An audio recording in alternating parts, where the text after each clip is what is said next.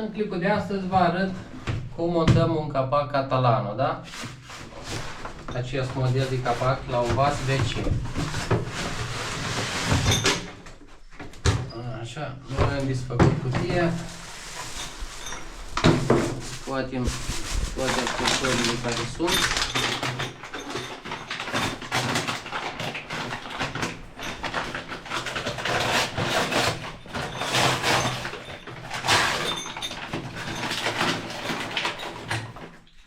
Pentru a monta un astfel de capac vă trebuie doar o șurubeniță.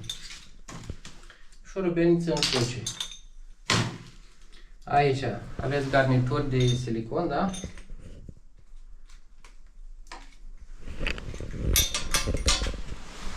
Cam asta e sistemul lor. Aici cu șurubenița în cruce. Asta e sistemul când strângi cu șurubenița, el intră și se lărgește, da? Această garnitură se pune așa. Am greșit-o.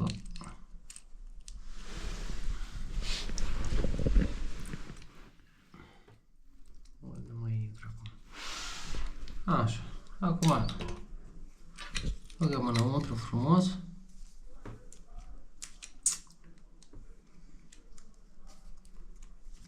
Asta la fel. Iar prima dată cu șurubeniță îl strângem, dar nu îl strângem până la maxim, da? Îl strângem ca el să poată mișca puțin. Așa. Asta e cel mai simplu montaj la un capac de vas WC, da?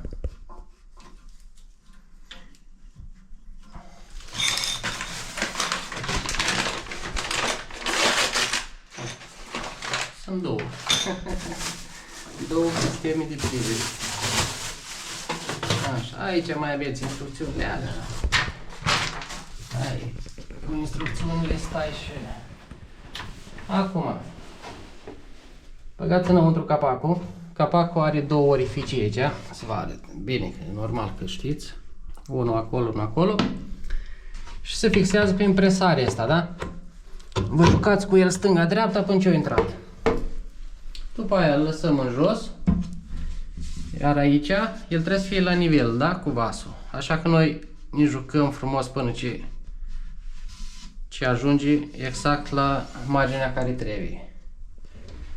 Ridicați, iar acum, prin smulgere, ușor, el să rămână la poziția care l-am fost pus noi, da? Șuruburile, v-am zis, la început, nu le strângeți la maxim.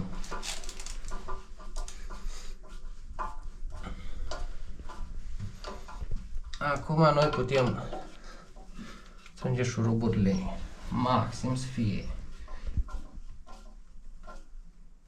Așa, mai facem încă o probă.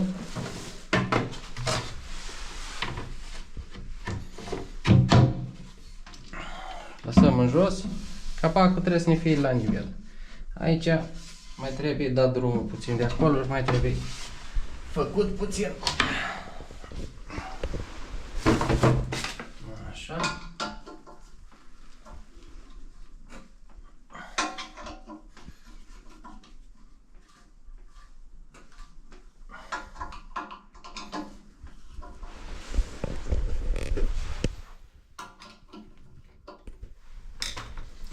Facem iar o probă ca să fim siguri că când se închide capacul e la nivel cu vasul, da?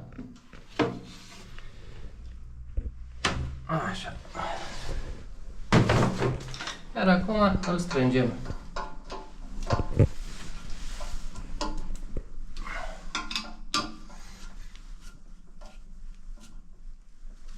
Scurt și la obiect. Acum nu uitați să puneți capacele, da? Astea tot așa au un click acolo.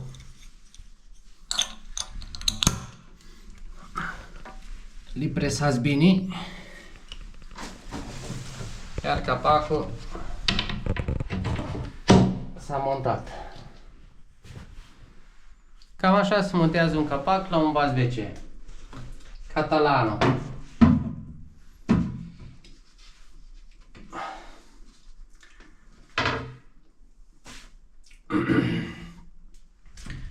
Până data viitoare, toate cele bune!